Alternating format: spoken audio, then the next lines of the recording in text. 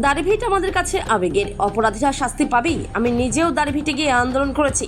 মঙ্গলবার দাড়িভিট যাওয়ার সময় এমনটাই মন্তব্য করলেন বিজেপির করণদিঘির বিধায়ক তথা মন্ত্রী বিরাজ বিশ্বাস।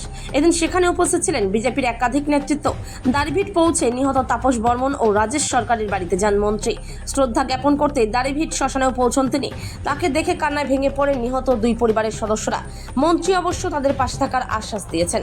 2018 সালের 20 সেপ্টেম্বর শিক্ষক নিয়োগকে কেন্দ্র করে উত্তপ্ত হয়ে উঠেছিল দাড়িভিট হাই স্কুল।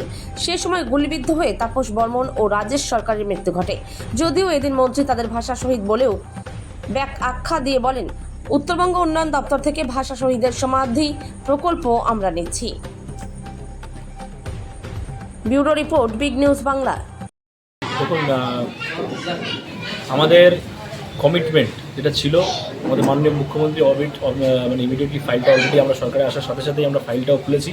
ইমিডিয়েটলি যারা যারা দোষী, এইসব কেউটোগুলো লুকিয়ে আছে, সেগুলো খুঁজে আমরা ইমিডিয়েটলি বার করছি আর আইনের আওতায় তাদের নিয়ে আসছি। আর আমার পরিবার বলতে গেলে তাদের যে কাকিমারা রয়েছে, বিশেষ করে রাজেশ আর তাপসের মা বাবা, তারা আমরা নিজেদের পরিবারই একজন অংশ। আমি অ্যাজ এ পরিবারের ছেলে হিসাবে আমি এখানে দেখা করতে আসলাম সহজে। বললো যে আমি তো আইনের রক্ষক, এবার কেস ফাইলটা আমার হাতেই ছিল, সেটা শুভেন্দুদা চেয়ে নিয়ে গেছে। আবার আমি দেখছি 1 মাসের মধ্যেই কাজ শুরু হয়ে যাবে। কতদিন এই যে দীর্ঘদিন ধরে যে বিচারের আশায় রয়েছেন, এবার কি মনে করছেন বিচার কি পাবেন? হ্যাঁ, এবার বিজেপি সরকার আসছে, এবার আমি বিচার পাবো। আজকে কোথায় কোথায় গেল বিরাজ বিশ্বাস এসে? প্রথমে এসে আমার রাজেশের বাড়িতে গেল, ওর বাবা মার সাথে দেখা করে আমার বাড়িতে আসলো, তাপস বর্মনের বাড়ি।